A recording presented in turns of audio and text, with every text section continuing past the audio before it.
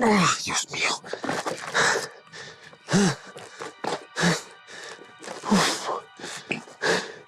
¿Yo por qué estaré cargando este bulto? ¿A mí quién me lo entregó? ¿Quién me lo dio? ¿Yo por qué lo recibí? Ay, Santiago, por Dios, esa memoria suya. El tema es que yo estoy cargando este bulto, me está pesando y ¿por qué no lo suelto? Debería soltarlo, ¿no? ¿Pero por qué no lo suelta entonces? Suéltelo.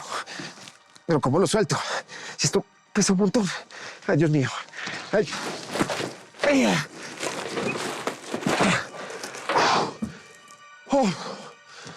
Ay, nada como... Ay, nada como quitarse un peso encima. ¿Pero qué estaba cargando yo? Yo sí quiero ver. Yo sí quiero ver qué estaba cargando yo. A ver. ¿Qué es esto?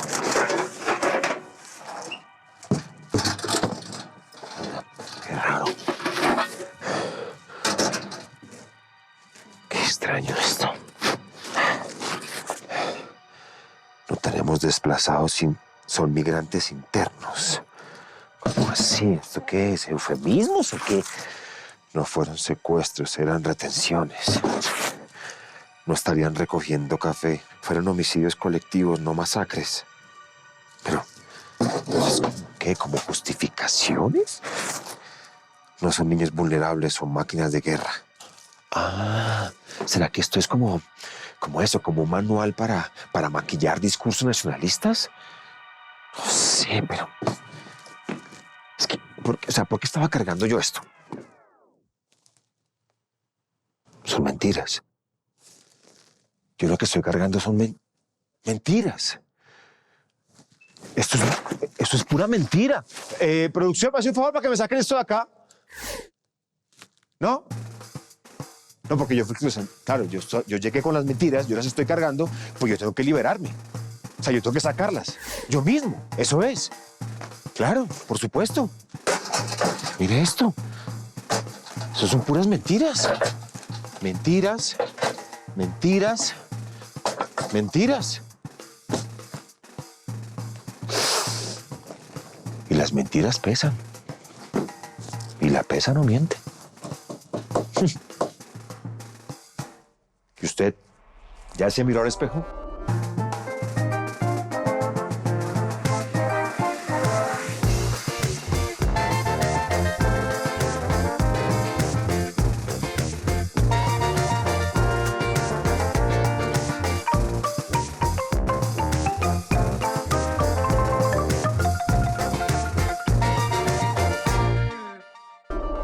Estas son nuestras verdades. En Colombia sin filtro, ¿por qué la violencia sexual en el conflicto armado necesita atención especial dentro del informe final? En camino al informe, veremos cuál fue la ruta que llevó al reconocimiento de responsabilidades por parte de las FARC. Recibimos una carta de duelo desde el Congal, Caldas. Don José Londoño canta sobre el desplazamiento y el retorno a su tierra. En Charlas con Pacho, Leona Rentería cuenta desde su experiencia de líder la situación de violencia que vive Buenaventura. El hashtag del día, numeral la mentira más pesada. Narendar Yanani. Hola, ¿qué tal? ¿Cómo están? Bienvenidos a esta terapia semanal llamada Frente al Espejo. Esta es ahí está nuestra penúltima sesión. O sea, ya esto se va a acabar prácticamente. O sea, me toca volver a hacer casting, a llamar a la gente de casting. Ay, ¿cómo están? Mire, usted no me conoce, pero yo he hecho este programa. En fin, bueno, no entremos en eso porque eso es un drama y en este momento, pues no. Pero en fin, estamos a nada de quitarles el espejo de enfrente para que se queden ahí, parados frente al informe final. Sí, no, para que nos quedemos todos parados frente al informe final. Y yo no sé si a ustedes les pasa, pero yo me siento un poco vulnerable. Sí, me siento como desnudo cuando pienso en ese momento, porque es que, a ver, hemos visto tantas cosas aquí, uno se pregunta, bueno, ¿y qué es lo que falta por ver? ¿Y a uno le da cosita? Pero tranquilos, aquí estamos para ayudarnos a frentear la cosa. Hoy nos vamos a quitar un peso de encima con nuestro hashtag, numeral la mentira más pesada.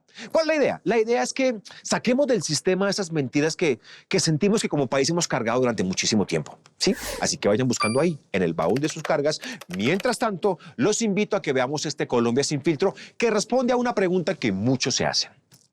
¿Por qué la violencia sexual en el marco del conflicto necesita atención especial dentro del informe final? La historia del conflicto armado siempre ha estado llena de siglas.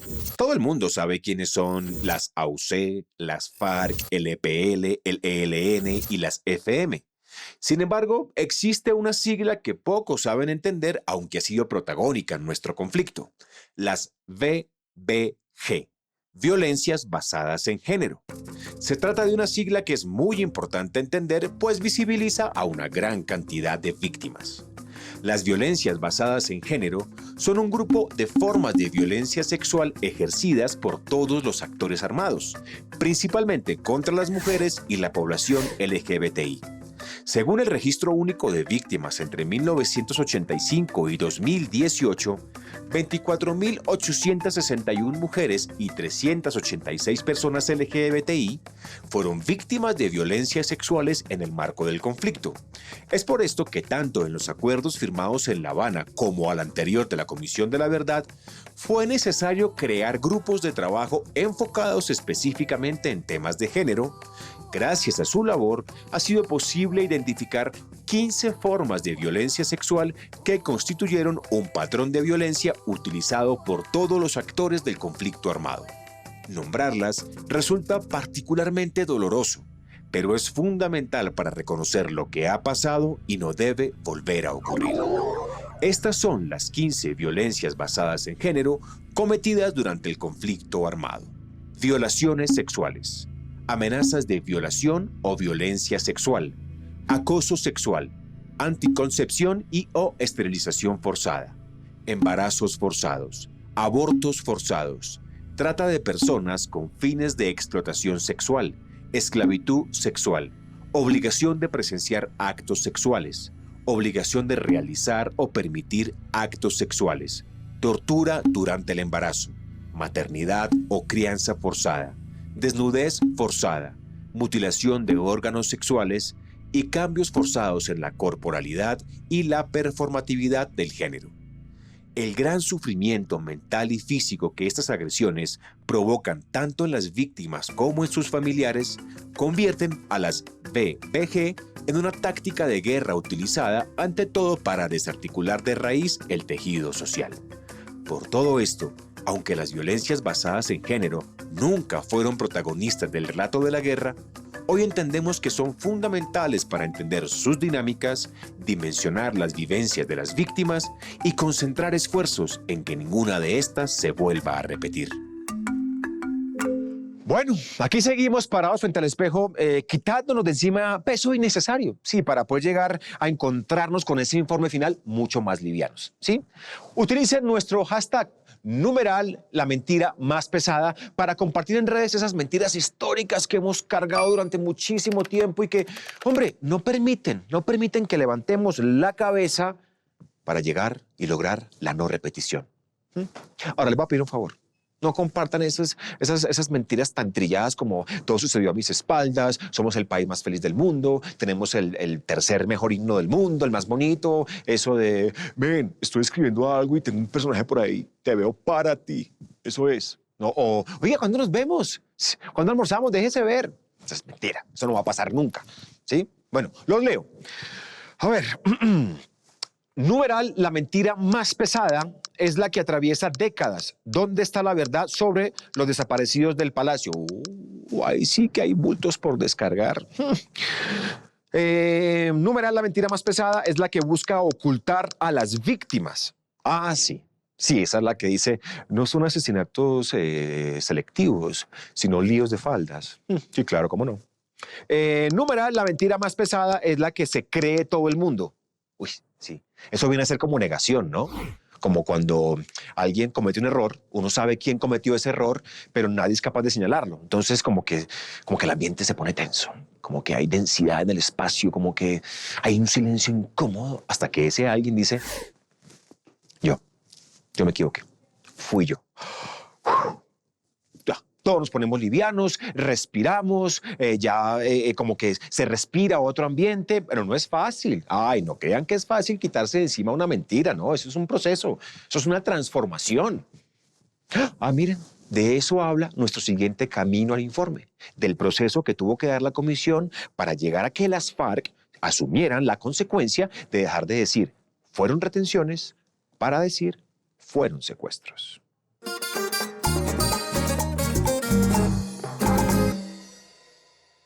Los responsables son obviamente una parte esencial de la realidad del conflicto armado.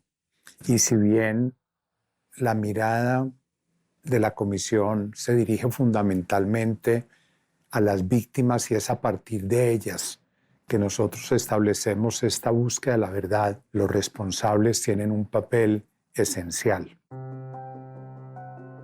Mi nombre es José Armando Acuña Molina, fui concejal del municipio de Garzón y siempre escuché como la guerra como que fuera ajena a mí, que nunca me iba a tocar. En el año 2009, en pleno periodo y en sesión ordinaria del Consejo Municipal, fui secuestrado el 29 de mayo del 2009. El peso específico del secuestro en la vida de cada uno de los secuestrados es imponderable, porque lo único que sabemos es que entra uno en una especie como de exilio de lo más íntimo, donde está uno alejado, a la deriva, en una soledad donde uno no puede tocar fondo. Y si yo pudiera decir algo del secuestro, yo diría que es el peor de los crímenes, porque los incluye todos y para siempre.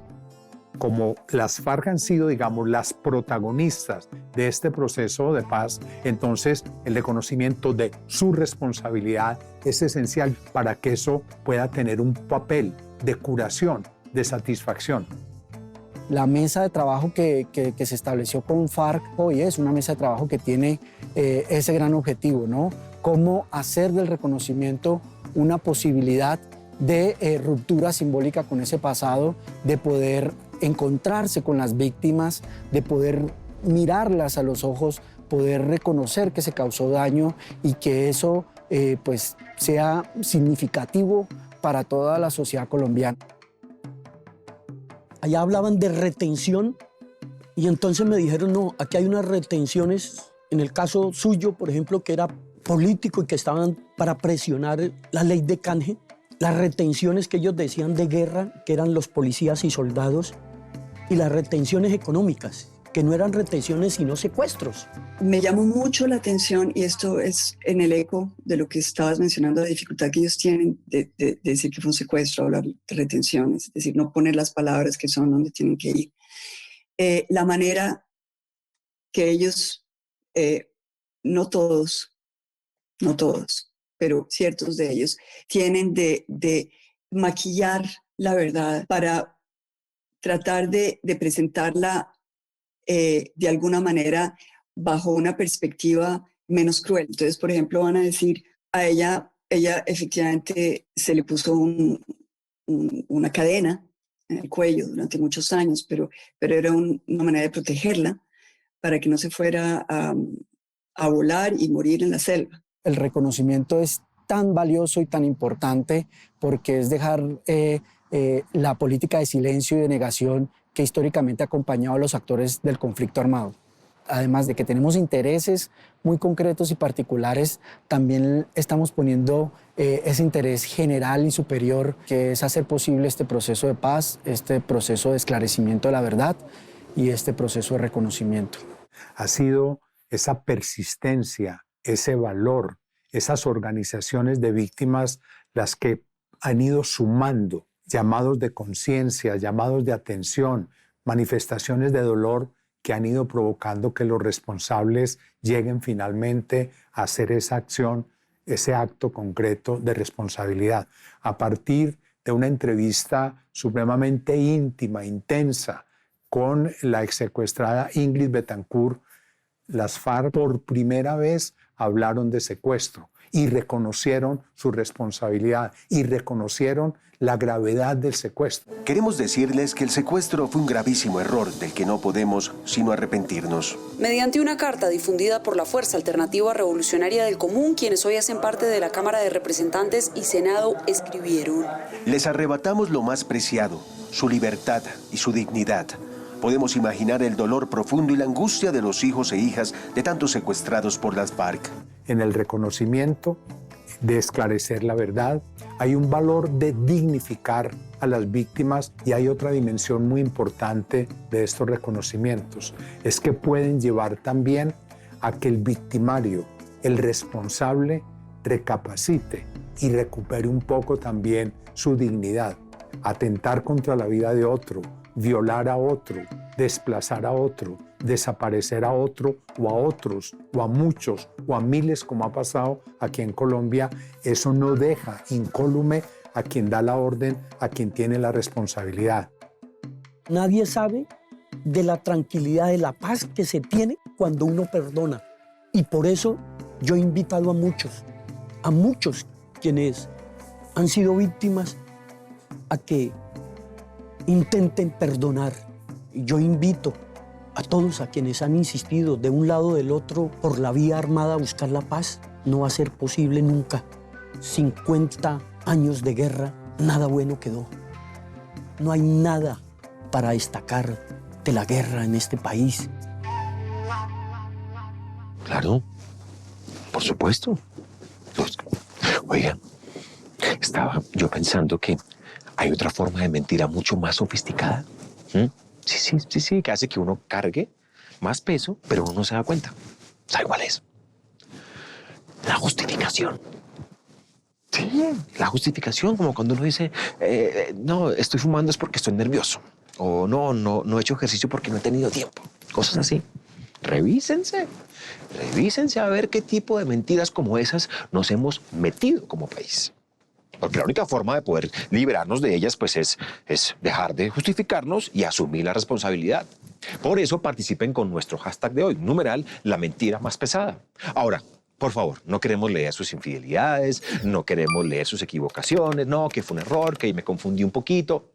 Mentiras que sí. No, mejor sí, porque uno se libera. Sí, uno se quita un peso de encima. Entonces háganlo, sí, escriban. Ahora, si no son capaces, no se preocupen. Hay otras formas de liberarse, como por ejemplo pintar, sí, o como por ejemplo cantar. Pero en serio, eso no me lo estoy inventando yo. Hay gente que busca eso como terapia para salir de un duelo. Por ejemplo, el señor José Rodrigo Londoño, que le tocó salir del Congal Caldas para no morir en medio del fuego cruzado y convirtió su experiencia en canción. ¿Para qué? Para poder perdonar, para vencer el miedo y volver.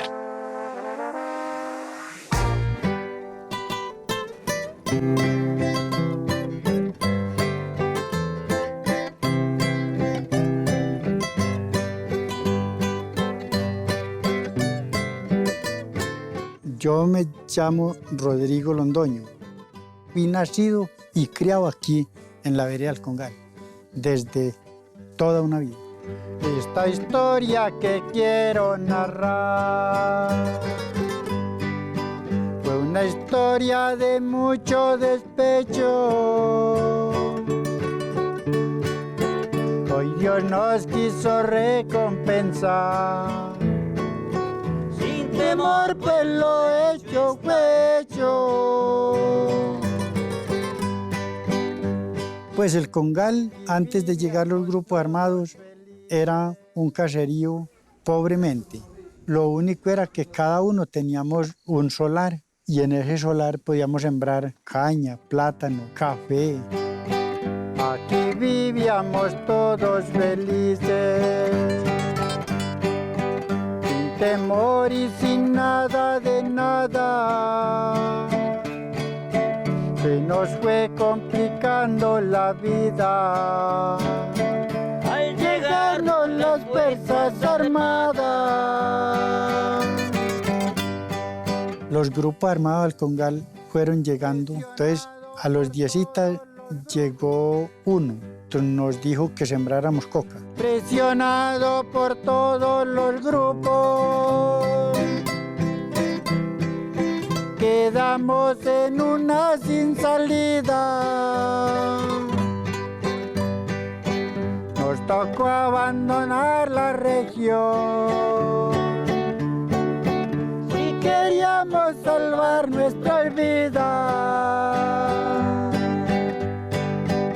El 19 de enero del año 2002, el pueblo nos lo quemaron los paras. Se nos puso la situación que teníamos era que desplazarnos y entonces dejamos el caserío solo. Nosotros duramos desplazados en Florencia 13 años a iniciar a venirnos al Congal otra vez. Hoy Dios nos quiso recompensar, sin temor el retorno al Congal. Doy las gracias a las entidades,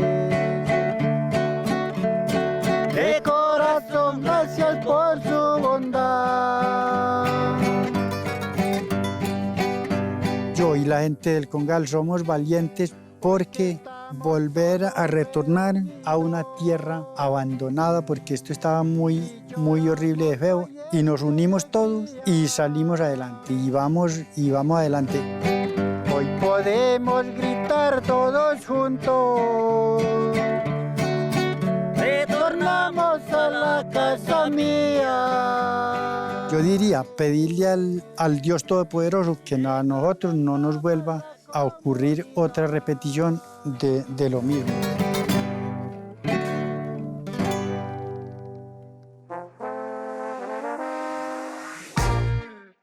Bueno, aquí seguimos parados frente al espejo, frenteando esas mentiras para poder quitarnos de encima de eso. Sí, fuera mentira, fuera espíritu de mentira. Sí, para poder liberarnos de eso. Yo sé que, ahí voy a girar, yo sé que la lista es larga, ¿sí? Yo sé que, pero, hombre, anímense. Sí, no sean tímidos. Sumémonos a este desfogue colectivo porque la idea es que ustedes se sientan cómodos, se sientan liberados, se sientan livianos por decir algo que necesitaban decir. O tal vez digan algo que alguien necesitaba decir y ustedes le ayuden a liberarse a esa persona. ¿No les ha pasado? ¿No? Por ejemplo, cuando uno escucha a Rigoberto Urán en una entrevista, uno dice, ese man está diciendo algo que yo quería decir. Ay, ¿qué fue lo que dijo? ¿Yo qué voy a saber?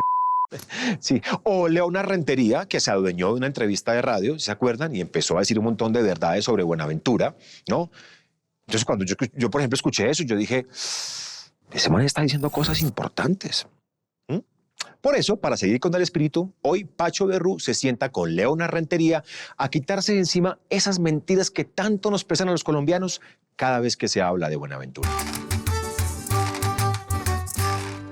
Una de las preocupaciones que ustedes han tenido es enfrentar el problema de la verdad y a partir de allí llamar a todos los demás jóvenes a la reconstrucción de un Buenaventura distinto, pero realmente donde el respeto inmenso sea para todos simultáneamente.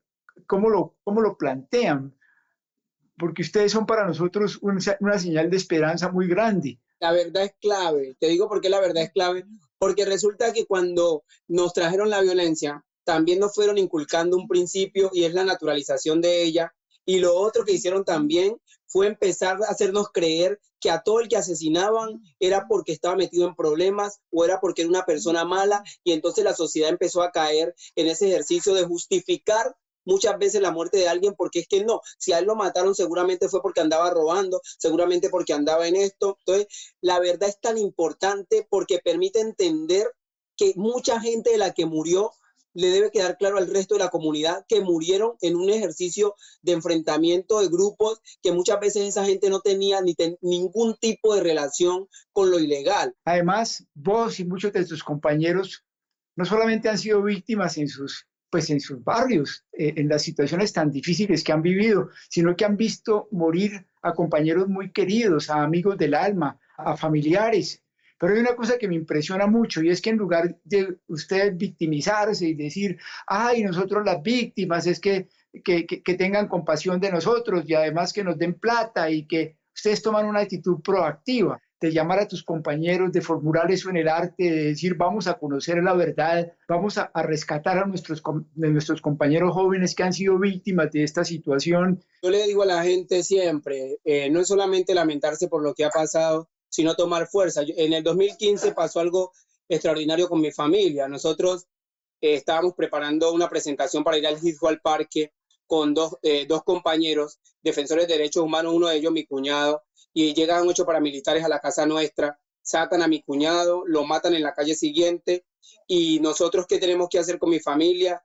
Velar el cuerpo, enterrarlo e irnos a la ciudad de Cali a vivir un hogar de paz. Y aquí estamos, o sea, aquí estamos, y yo pienso que tratando de aportar en lo que podamos, ¿no? Porque obvio, yo siempre digo que al menos yo no sé cómo lo ven los demás, pero yo siempre diré que yo tengo una responsabilidad coherente y consecuente con mis ancestros, con el territorio al que soy, al que le debo todo, y también con este país. O sea, yo me debo a un ejercicio de resistencia que no empezó con nosotros, que empezó antes de nosotros, que empezó con nuestros hermanos esclavizados que llegaron a esta parte de América. Y esos lucharon por una libertad que no sabían que era para mí. Entonces yo, con el uso de esa libertad, pues también tengo que contribuir de alguna manera a que de alguna manera los aportes que podamos hacer, con todos los errores y equivocaciones, contribuyan a que las generaciones que vengan pues tengan la oportunidad de vivir en una Buenaventura diferente. Gracias por lo que nos inspiras. Gracias por tu juventud jugada hasta el fondo para construir este mundo nuevo en Colombia. No, gracias a ustedes y al resto de Colombia, decirles que nosotros como colombianos solamente tenemos 3 colores, que son el amarillo, el azul y el rojo, que en últimas nos terminan convirtiendo en una sola nación. O sea, no podemos seguir creyendo que los hermanos indígenas, afro son menos. Aquí todos tenemos un tricolor que nos une, que se llama Colombia, y es en ese tricolor que debemos encontrarnos más allá de las diferencias para que este país un día pueda permitir que todos accedamos a oportunidades en igualdad de condiciones sin importar el color de piel. A la Comisión de la Verdad decirles que vale la pena jugársela por la verdad, porque la paz no se construye sentados en la mentira, sino que se construye caminando desde la verdad hacia el ejercicio de justicia, hacia el ejercicio de reparación y hacia el ejercicio de garantía de no repetición. Fantástico, Leonard. Vamos juntos con ese tricolor y muchísimas gracias. Yo sí siento que terminamos esta sesión con menos peso encima, ¿sí? O por lo menos reconociendo cuáles son esos pesos que hemos cargado durante mucho tiempo para poder liberarlos, para soltarlos, para dejarlos ir. Entonces, ustedes sigan ahí participando con sus sensaciones, con sus experiencias. Si ustedes también quieren compartir sus mentiras, las comparten usando nuestro hashtag de hoy, que es numeral, la mentira más pesada, ¿cierto? Y ahí tenemos redes sociales, porque ustedes pueden compartir lo que quieran, todo lo que vieron aquí, por supuesto, en Instagram, en YouTube, en Facebook, en Twitter. Háganos tendencia, háganos famosos. Nos vemos dentro de 8 días en nuestro capítulo final. Pues sí, se acabó esto. Ay, hombre, lo bueno no dura, prácticamente. Hola, yo a estas alturas no debería preguntar esto, pero pues toca preguntarlo. Aunque le pese, ¿usted ya se miró al espejo?